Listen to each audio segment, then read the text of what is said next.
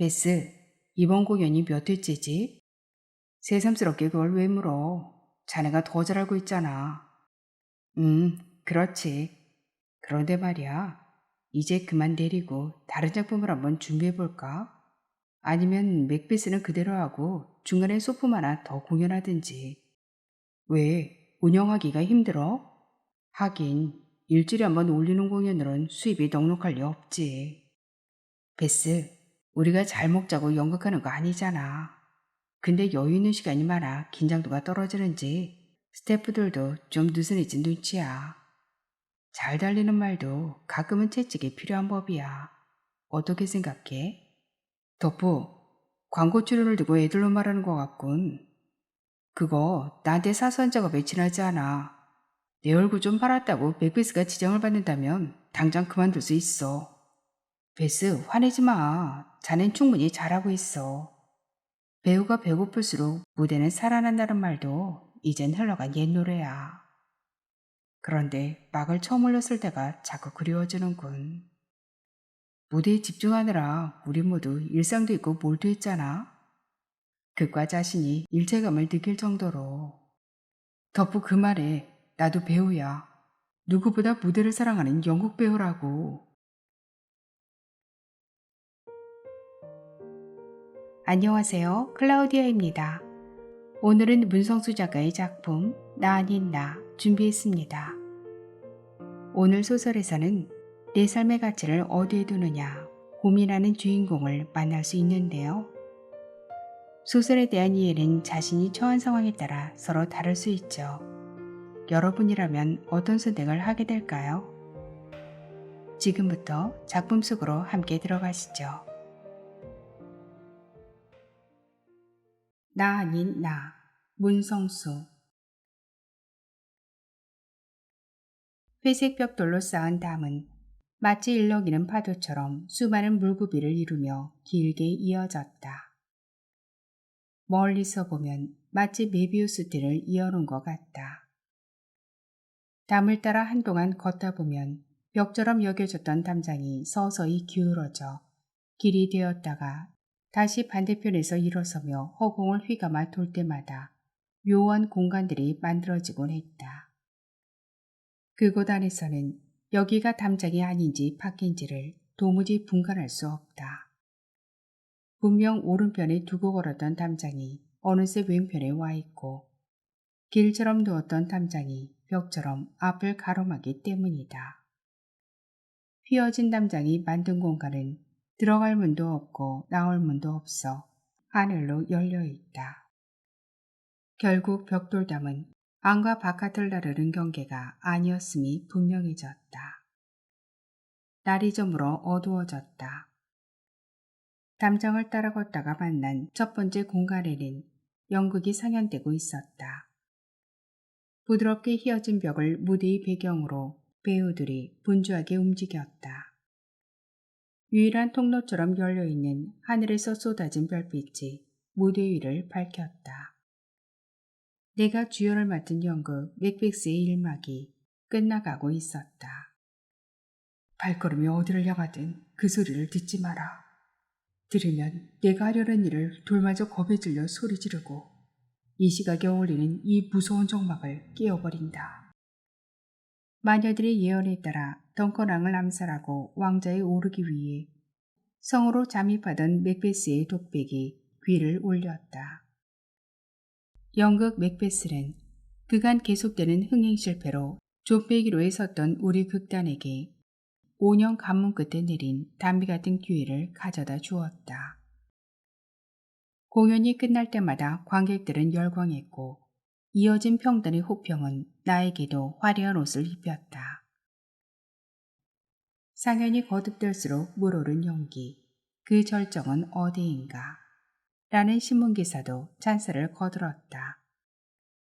무명극단 무명배우로서 감히 예상하지 못한 대성공이었다. 극단 누리에 몸담은 지 5년 만의 일이었다. 연극 맥베스로 인해 우리 극단은 이력 유명세를 타게 됐고 여기저기서 들어온 새 작품 교섭은 우리를 한껏 들뜨게 했다. 그러던 중 누군가 런던 세인트 마틴 극장에서 근 60년 넘게 롱런하고 있는 연극 쥐덫을 이야기했고 우리도 연극 맥백스로 장기 공연의 기록을 연극사에 남기자는 제안에 모두 쉽게 동의했다. 이왕 무대 광대로 나선 김에 단 하나의 작품이라도 뚜렷한 족적을 제대로 찍자는 뜻이었다. 결국 매주 금요일 저녁 1회 상연을 조건으로 장기 공연에 들어가 올해 150회를 넘겼다.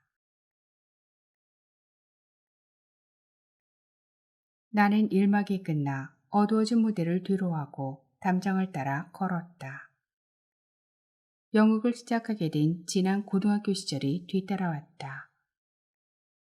희곡 작가였던 국어 선생님이 수업 시간에 자주 들려준 인생이란 한편의 연극이지. 우린 인생의 무대에선 어릿광대고 자, 어떻게 살아야 할까? 라는 매혹적인 화두에 이끌려 연극반 문을 두드렸다. 대학 무대예술과로 진학했다. 당시 극단을 이끌고 있었던 지도 교수는 항상 이렇게 말했다. 환경이 어떻든 열심히 한다는 것은 누구도 따라할 수 있다. 그러나 잘한다는 것은 누구나 쉽게 따라할 수 없다. 그게 연기자가 갈 길이다. 그때부터 연극은 나의 인생을 가늠할 운명으로 받아들여졌고 기필고 잘해내야 한다는 다짐은 연기 생활의 신념처럼 굳어진 시기였다. 별빛이 내려앉은 담장에는 액자 속에 포박된 지난 시간들이 전시의 사진처럼 가지런히 걸려있다. 그 옆을 스쳐 지나간다. 연극을 향한 들뜬 기대와 고통스러웠던 순간들이 온몸에 소름 돋듯 되살아난다. 대학 생활을 거의 극단에서 먹고 자며 지냈다. 집 형편은 나를 뒷바라지할 경제적 여력이 없었다.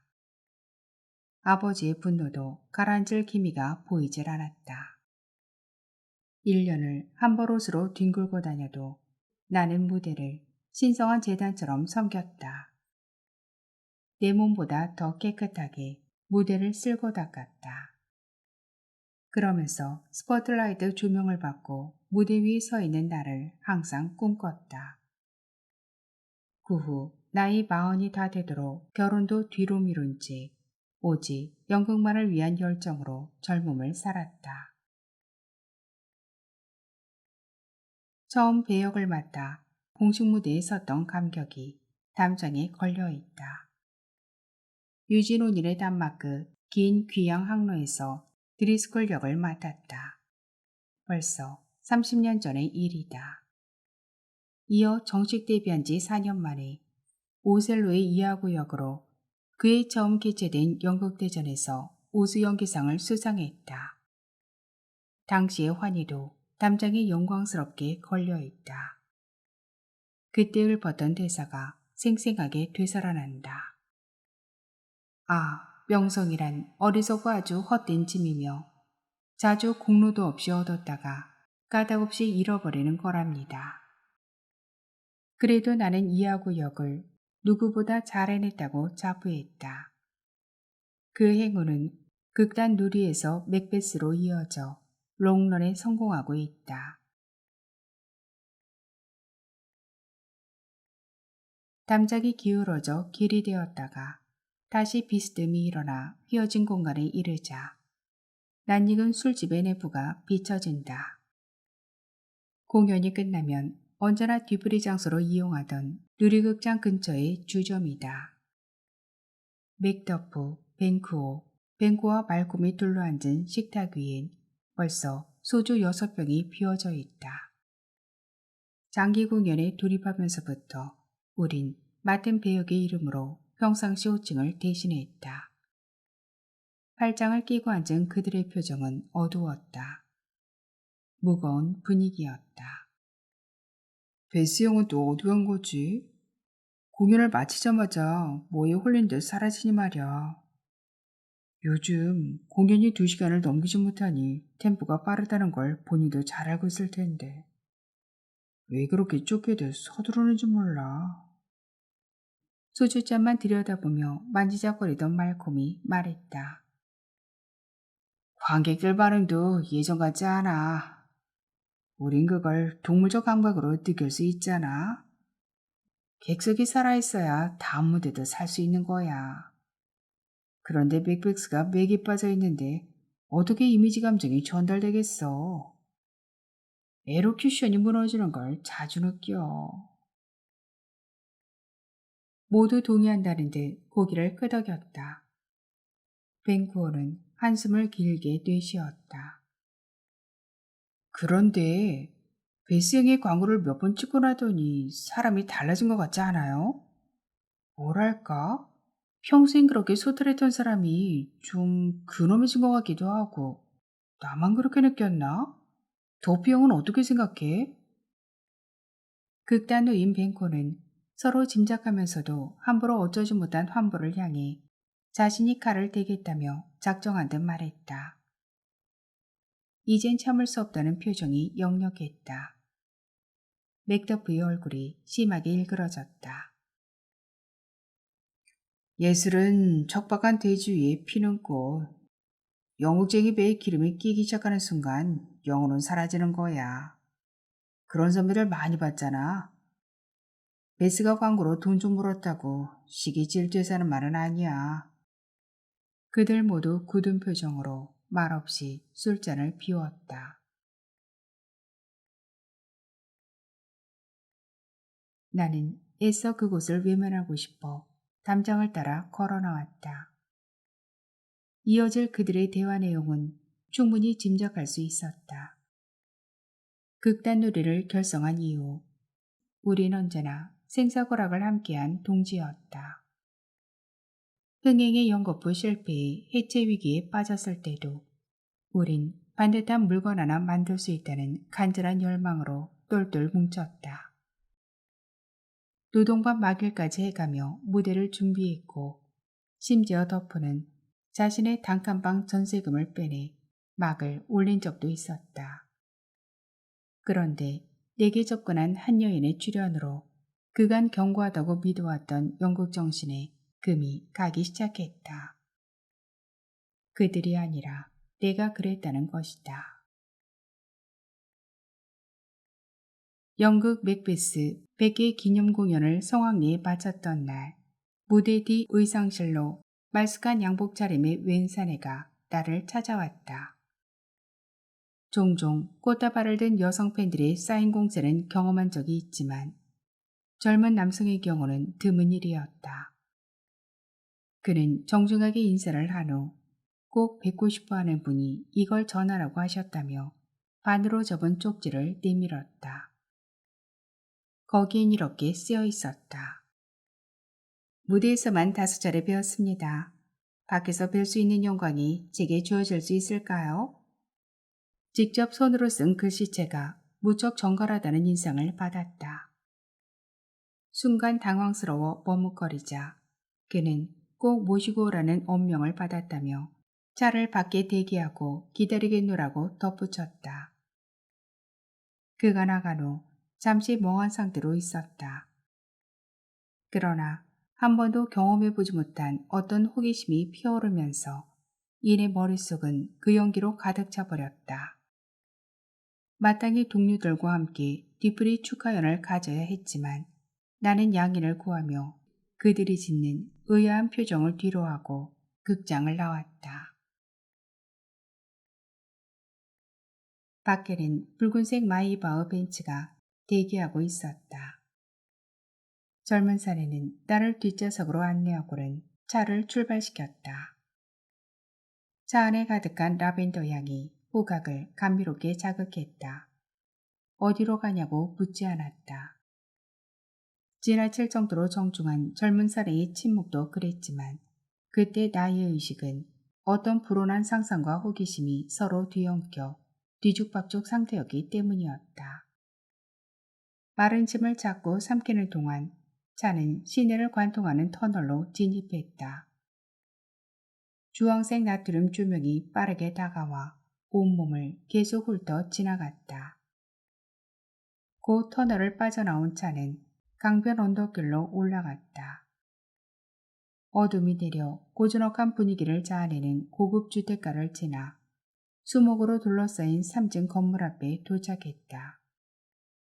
출입구 위에 조그맣게 걸려있는 레스토랑 186이라는 철제 갈박 간판이 빈티지한 느낌을 주었다. 그는 나를 2층 룸으로 안내했다.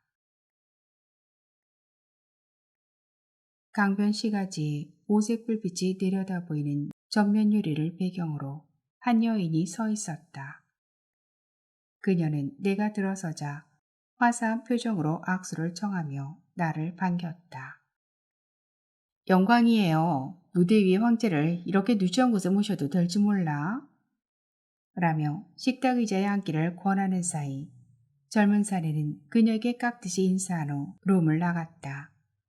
하얀 모로 덮인 식탁과 가지런한 의자, 그리고 벽면 모서리 장식품들은 모두 마호가니 원목 가구였다. 오랜 시간이 가라앉은 듯 고풍스러운 가구들은 중세풍의 벽면 그림과 서로 잘 어울렸다. 둘만 남아 식탁을 두고 마주 앉은 그녀는 내게 명함을 건네며 말했다. 저는 선생님을 잘 알아요. 열혈 팬이거든요. 맥베스만 5번 봤어요. 밖에서 꼭 한번 뵙고 싶어 이런 무리를 무릅쓰고 모셨어요. 내가 너무 당돌했나? 라며 웃음 짓는 그녀의 하얀 앞니가 유독 빛났다. H라인 베이지색 원피스를 입은 그녀는 여성의 청순함과 원숙함이 어우러진 30대 초중반으로 짐작되었다. 이곳까지 오는 동안 머릿속에 그물처럼 직조되던 불온한 상상력과 호기심의 베일이 조금씩 걷히는 걸 느끼며 보랏빛 실크지로 만든 명함을 들여다보았다. 흘림 채로 쓴 전수지라는 이름 밑에 휴대폰 번호만 적혀 있었다. 그 명함 특별한 분들에게만 드리는 거예요. 아셨죠? 나는 그녀의 말에 담긴 의미를 이리저리 굴려 생각하다 첫인상처럼 무척 매력적인 이름이라고 말하며 고개만 약간 숙여 답례했다. 이어 그녀는 조금 늦었지만 우선 식사부터 하자며 탁자 가운데에 놓인 사자 장식의 배를 눌렀다. 그러자 미리 대기하고 있었다는 듯 웨이팅 스태프들이 들어와 음식을 차렸다. 여긴 양배추 스프인 젤라스카와 그리고 구운 돼지고기 꼴레뉴를 주메뉴로 하는 체코식 전문 음식점이에요. 술은 필스너 라거 맥주가 나와요. 좋아하시는지 모르겠네. 입맛에 안 맞아도 할 수 없어요. 여긴 이것밖에 없는데 뭐.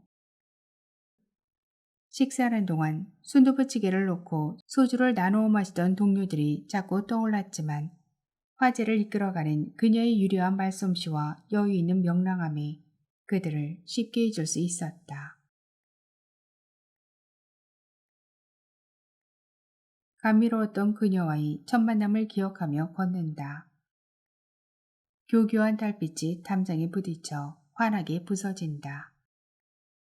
몇 번 만나면서 차츰하게 된 그녀의 신상 이력이 담장에 파노라마 화면처럼 펼쳐져 있다. 자신이 직접 밝힌 적은 없지만 그녀는 이미 유명인이었다. 그녀에 대한 정보는 여성지와 인터넷에 철진한 가십거리로 널려 있었다. 무대만이 일상이던 나의 시선을 조금이라도 외부로 향했더라면 첫 만남이 그렇게 당황스럽지 않았을 것이다. 나이는 나보다 6살 적은 32. 아버지는 유수기업의 회장. 3살 아래 남동생이 하나 있고 무엇보다 세간의 이목을 끈 사건은 파리 제8대학에 유학하여 미학을 전공하던 중 L그룹 회장 아들과 올린 결혼식이었고 또 수많은 억측을 생산하고 호사가들의 입과기를 즐겁게 한 그들의 이혼이었다. 결혼 3년 만의 일이었고 그들 사이에 자식이 없다는 내용이 당시의 사진들과 함께 인터넷 속을 떠다녔다. 현재는 아버지 기업의 미디어 사업부 전무로 경영 수업을 밟고 있다는 사실도 친절하게 안내했다. 만남은 늘 그녀의 주도에 의해 이어졌다. 내가 먼저 연락을 시도한 적은 없다. 어떻게 알았는지 공연 준비가 좀 한가한 날 어김없이 전화가 왔고 수행비서로 보이는 젊은 사내가 극단 근처에 차를 대기시켜 놓고 날 기다렸다. 한정된 고객만 이용할 수 있는 멤버십 카페나 레스토랑이 주로 만남의 장소였다. 그러다 서로 익숙해지면서 그녀가 운전하는 차를 타고 서해안이나 동해안의 한적한 곳으로 여행도 다녀왔다. 나는 그녀와 함께 한 시간이 늘어날수록 생각은 많아지는 대신 말수는 적어졌다. 천상에 사는 것 같은 그녀가 왜 지상인에게 접근했는지 아무리 사고를 굴려도 풀리지 않는 의문이었다. 만약 비교적 연극판에서 명성을 얻은 나를 원했다면 그건 여유 있는 자의 허영이 지나지 않았을 것이고 비교적 준수하다고 평가하는 나의 신체를 원했다면 그건 남자를 알고 있는 여인의 은밀한 욕구 때문이 아닐까도 생각했다. 그러나 그녀는 나의 이런 의문과는 상관없다는 듯 만날 때마다 구김살 없는 제절거림으로 즐거워했다. 어느 날 그녀는 이렇게 말했다. 나는 연극 마니아예요. 파리에 있을 땐 코미디 프랑세즈를 자주 찾았죠. 고전극을 주로 상연했는데 특히 전통비극을 좋아했어요. 왜냐고요? 머리를 굴려가며 이리저리 밀고 당기는 복잡한 내용은 딱 질색이거든요. 그저 정해진 계시에 따라 슬픔의 나락으로 떨어지는 인물들의 비극적 운명에 푹 젖다 보면 왠지 모르게 마음이 편해지는 것 같아요. 우리도 그런 연극만 전문적으로 상연하는 극장이 하나 있으면 좋을 텐데 라고 말하면서 항상 내 가슴이 안겨 잠들길 좋아했다.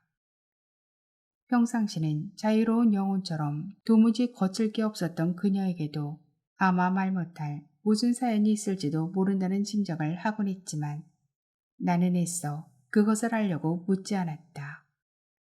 간혹 지쳐 보이는 것 같은 그녀가 나와 함께 있는 시간 동안 어떤 편안함을 느꼈다면 그것만으로 충분한 것 같았고 나 또한 품에 안겨 잠든 그녀의 모습이 무척 애틋하면서 사랑스럽다고 여긴 때문이었다. 그러던 그녀가 불쑥 엉뚱한 이야기를 꺼냈다. 광고 한번 찍어요. 연기는 이미 입증됐고 개성 있는 마스크에 훤칠한 키, 묵직한 바리톤. 딱이네. 어때요? 내가 놀란 눈을 동그랗게 뜨자 그녀는 이렇게 말했다. 에이, 연극에서 잠깐 외도하는 거지 뭐. 천부적 소질을 너무 무대에만 가둬두지 말아요. 요즘은 광고도 예술이라고요.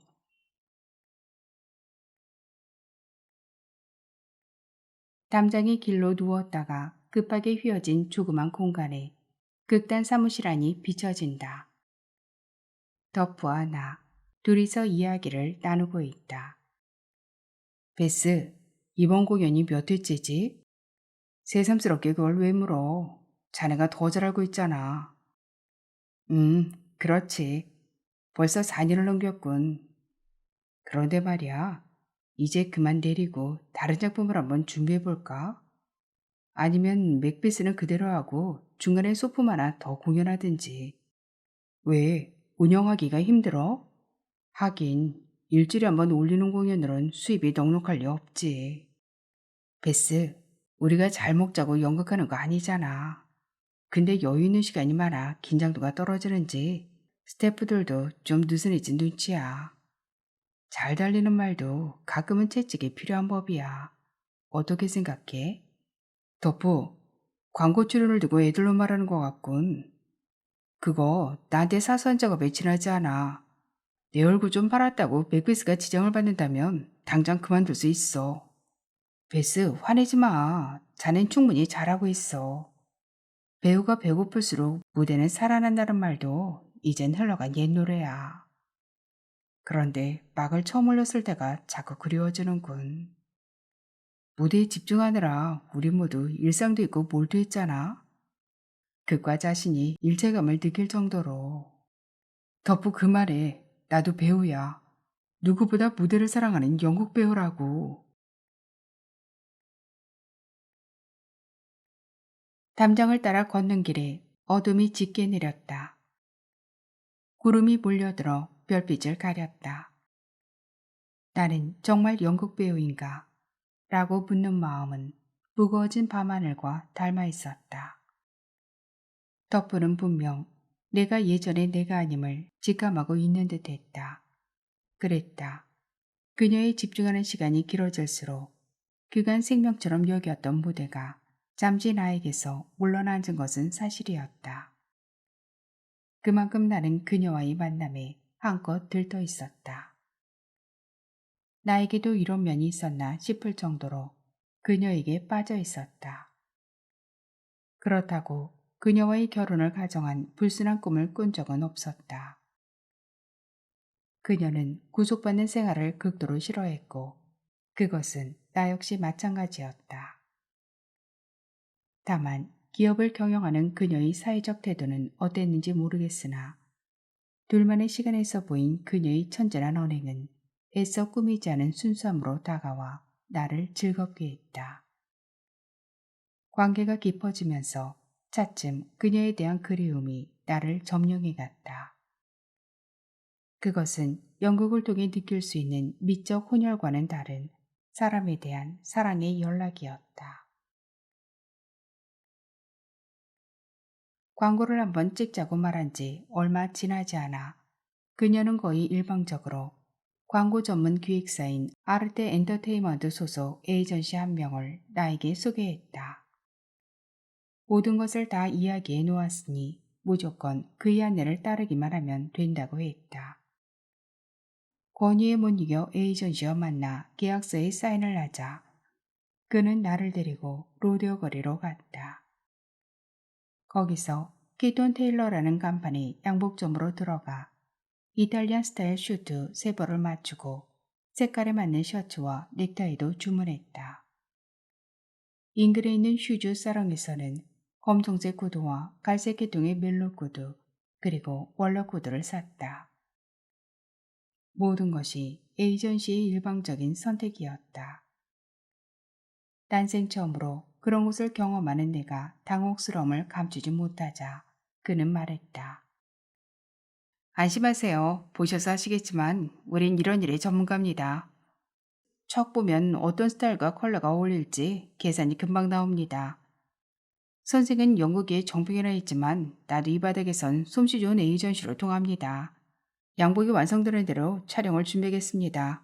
곧 연락드리죠. 초원을 자유롭게 내달리던 줌마가 서커스 공연 무대에 오른 것 같은 기분을 느끼며 반년에 걸쳐 광고 4편을 찍었다. TV 광고용 3편과 패션 잡지 지명 광고 1편이었다.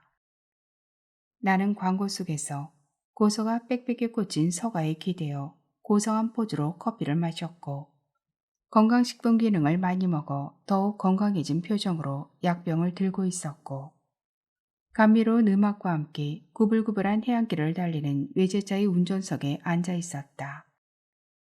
잡지 속 사진에는 트렁크를 든 발에 버버리 코트를 걸치고 공항 출국장에 들어서며 여권을 내미는 손의 팔목에 한정판 파덱 시계가 걸려 있었다. 정해진 콘대에 따라 의상과 분장, 조명과 촬영 등 기계적으로 분업화된 광고 촬영은 모두 쉽게 끝났다. 연출 감독은 연기가 몸에 익어서인지 일반 모델과는 다른 특별한 아우라가 느껴진다며 아마 반응이 좋을 것 같다고 말했다. 나는 광고를 촬영하는 동안 맥빅스 공연에 더욱 심혈을 기울였다. 광고 모델이 아닌 무대 위의 배우임을 스스로 확인하기 위해서였다. 광고 방송에 나간 지 2주일이 지나 그녀로부터 연락이 왔다. 저녁 시간이 되어 약속 장소인 힐튼 호텔 커피숍으로 갔다. 그녀는 나를 보자 엄지를 치켜세워 흔들며 반겼다. 광고주들의 대만족. 이러다 본업을 진짜 바꿔야 할지 몰라. 라고 말하며 활짝 웃었다. 그녀는 핸드백을 열어 통장을 꺼내 내밀었다. 내용을 살펴본 나는 깜짝 놀랐다. 그 안에 찍힌 3억이라는 숫자가 나의 눈을 의심하게 만들었다. 고작 6개월 계약에 이 정도라니. 혼신을 다해 무대에서도 늘 경제적 궁핍을 면치 못한 극단 생활이 한순간 허망하게 무너지는 기분이었다. 그간 사소하게 여겨왔던 광고의 금력이 무대 위의 나를 바보로 만들어버렸다. 서늘한 바람이 한동안 가슴을 쓸고 지나갔다. 이 매니저도 쓸만하죠? 그건 기획사 수입이 일부에 불과해요. 이제 시작이니 그저 중잣돈이라 여기고 넣어두세요. 그녀는 내가 예상하지 못한 또 다른 계획도 준비하고 있음을 암시하듯 말했다. 그러고는 디너 파티에 동행할 것을 권했다. 자주 모임을 갖는 분들인데 각계 인사들로 구성되어 있다고 했다. 내 이야기는 충분히 해두었고 그분들과 함께 맥베스를 본 적도 있으니 어색할 필요가 없다고 말했다. 우린 다이닝룸으로 올라갔다. 호화로운 장식으로 꾸민 룸에 들어가자 많은 사람들이 삼삼오오 모여 담소를 나누고 있었다. 남녀의 구성이 비슷해 보였다. 그녀는 여기저기 돌아다니며 인사를 주고받느라 분주했다. 분위기에 익숙지 않아 다소 어정쩡하게 서 있는 나에게 몇몇 사람들이 다가와 아른 채 했다. 연극 잘 봤습니다. 훌륭한 연기였습니다. 방송 광고에도 출연했더군요. 라며 수인사를 청할 때마다 나는 얼굴이 붉어지는 부끄러움을 느끼며 그들에게 고개를 숙였다. 곧 요리사들이 커다란 참치를 실은 운반차를 끌고 들어왔다. 묵직한 중량감을 느끼게 하는 참 다랑어였다.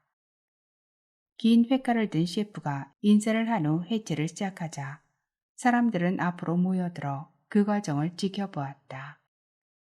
축구공보다 큰 대가리가 몸통에서 떨어져 나가고 방천 화각을 닮은 초승달 모양의 꼬리가 떼어졌다.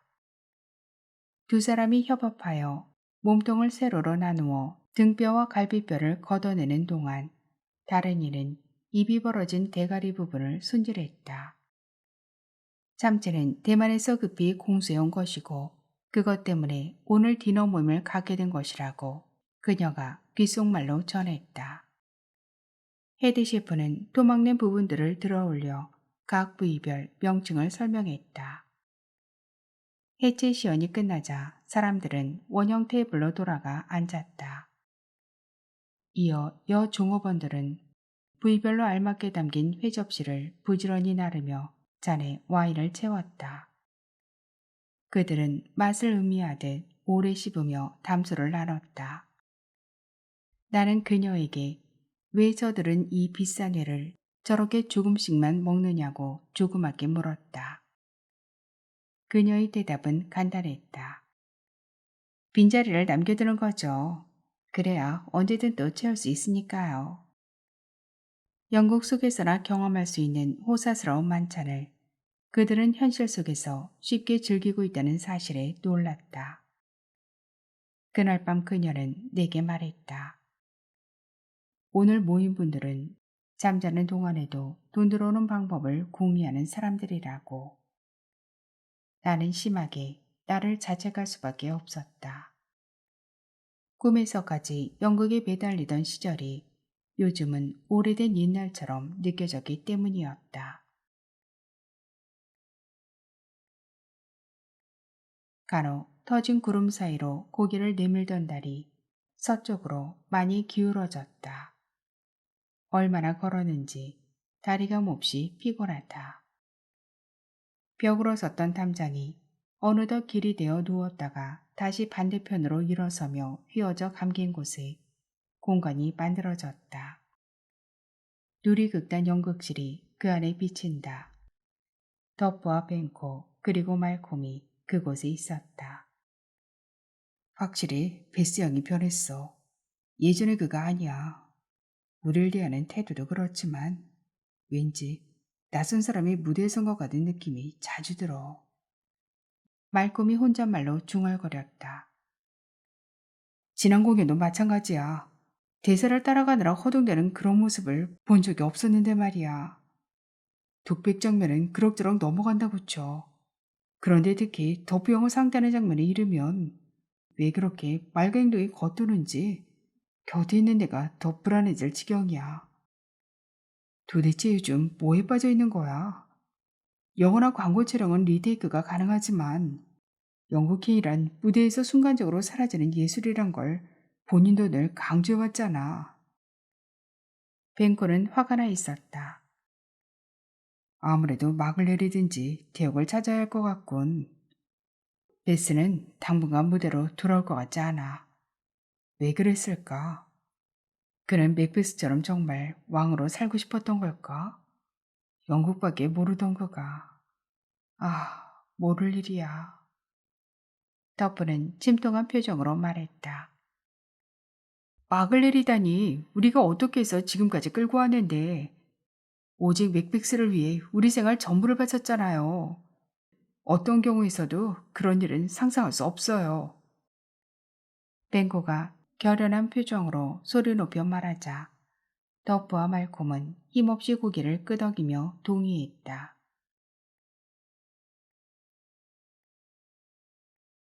그곳을 돌아 나오는 심사는 무척 괴로웠다. 정말 왕처럼 살고 싶었던 걸까? 라는 덕부의 말이 묵직한 무게로 머리를 강타했다. 그녀와의 관계가 깊어질수록 나도 그녀가 속한 상류사회 일원이 된 것 같은 착각에 빠지곤 했다. 가끔은 이게 내 본 모습이 아니라고 부인하고 싶었지만 경제력에 구애받지 않는 그 생활이 그다지 싫진 않았다. 나는 휘청거리는 몸을 담장에 기댔다. 달은 이제 서산에 걸려 교교했던 빛을 잃어갔다. 얽히고 설킨 나뭇가지들의 옅어진 그림자 사이로 밤이 지나가고 있었다. 그동안 그녀는 나에게 많은 돈을 벌게 해주었다. 계속해서 광고를 주선했고 영화 출연 기회도 제공했다. 통장 잔고가 차츰 불어나자 불현듯 부동산 투자를 권유했다. 미리 구상하고 있던 또 다른 계획인 것 같았다. 모든 정보는 그녀에게서 나왔다. 시내 유지에 있는 2층짜리 낡은 건물이 타깃이었다. 그녀는 수행비서를 보내 가족 명의의 법인을 설립하도록 도왔고 공영기획사인 액터주 쿠퍼레이션이라는 법인 이름으로 매입하도록 절차를 밟았다. 통장 잔액으로는 턱없이 부족했던 매입 가격을 은행 대출금으로 충당했다. 일은 일사천리로 진행되었지만 내가 한 역할은 수행비서가 이끄는 대로 따라다니며 실명을 확인하고 서류에 도장 찍는 것이 전부였다. 법인 소유로 등기를 마치자 곧 낡은 건물을 허물고 7층짜리 새 건물을 짓는 일이 진행되었다. 건축 경비는 또 은행 대출로 감당했다. 나는 눈덩이처럼 불어난 융자금을 도저히 감당할 수 없는 빚이라 여기고 공포와 불안에 떨었지만 그녀는 태연한 표정으로 단지 과정이 좀 번거로울 뿐 결코 위험한 일이 아니라며 나를 안심시켰다. 그녀에겐 도무지 어려운 일이란 게 없는 것 같았다. 간혹 그녀는 세상의 많은 문제 중 돈으로 해결할 수 없는 일이 가장 어려운 일이라고 말했다. 그러면서 무대 위의 연기로 그 기술을 실현하는 것도 좋지만 무대 아래에서 연극을 사랑하고 발전을 도모하는 일도 중요하다며 맨해튼 브로드웨이처럼 멋진 연극 전용극장 하나 마련하려면 기회 있을 때 부지런히 더 벌어야 한다고 덧붙였다. 하여튼 건물이 완성되자 곧 매각 절차에 들어갔다. 때마침 부동산 경기 호황으로 건물은 쉽게 팔렸다. 대출금과 이자를 모두 상환하고도 근 40억 원의 차익을 남겼다. 불과 3년 만의 일이었다. 그리고 그녀는 각종 모임에 나를 데리고 다니며 각계 인사들과 어울리게 했다. 그들은 부와 사회적 성공을 양손에 쥐고 있는 사람들이었다. 정치, 경제, 법조계를 망라해 그물망처럼 촘촘히 짜인 그들의 관계는 넓고도 깊었다. 아무리 굳게 닫아 걸린 성문이라도 그들의 인맥은 쉽게 열고 들어갈 수 있는 열쇠 역할을 했다. 또 그들은 바다가 보고 싶으면 바다로 떠났고 설산이 보고 싶으면 설산으로 떠났다. 그러면서도 언제나 겸손하고 점잖게 행동했다. 그것은 가진 자들만이 행할 수 있는 품위 있는 여유로 읽혀졌고 누구도 감히 근접하지 못할 타고난 기쁨처럼 느껴졌다. 모임이 잦아질수록 그들과의 관계는 더욱 돈독해졌다. 처음에는 파리가 꽃에 앉아 꿀을 빠는 것처럼 어색하게 여겼으나 차츰 영국 배우로서의 성공과 제법 돈을 번 재력가로서 나도 그들과 함께 어울릴 만한 자격이 충분하다는 쪽으로 생각이 기울었다. 그러던 어느 날 두툼한 서류 봉투 하나가 내게 배달되어 왔다. 그 안에는 A4 크기의 사진이 수십 장 들어있었다. 누가 보냈는지 모르지만 은밀하게 찍힌 그녀와의 애정행각 장면이 대부분을 차지했고 또 사회적 인사들 속에 끼어있는 내 모습도 여럿 들어있었다. 그녀는 담담했다.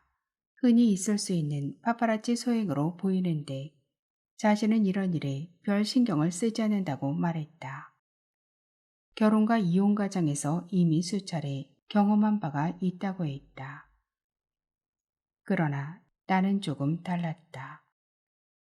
그녀와 함께 찍힌 사진들은 그렇다 하더라도 이곳저곳에서 모임 인사들과 어울린 모습들은 왠지 모르게 어색하고 불편하게 느껴졌다. 그 속에는 기부 행사에서 환히 웃고 있는 나와 강연 현장에서 진지한 표정으로 앉아있는 나, 그리고 선글라스를 끼고 다리를 꼰 채 노천 카페에 앉아있는 내 모습들이 커다랗게 부각되어 있었다. 그 사진들의 시선이 꽂혀 의식이 멈춰있는 동안 나는 갑자기 시야가 흐려짐을 느꼈다. 거기에는 삶의 졸음을 영국에서 찾았던 무대 위의 내가 아니라 어느덧 그들의 여유를 흉내내고 있는 나 아닌 내가 비춰져 있었다. 영국으로만 살고 있는 덕부와 동료들이 그 장면 위에 서서히 겹쳐지자 그만 서늘한 기운이 등줄기를 타고 흘러내리며 무거운 전율에 휩싸이게 했다. 불현듯 나는 내가 두려워지기 시작했다.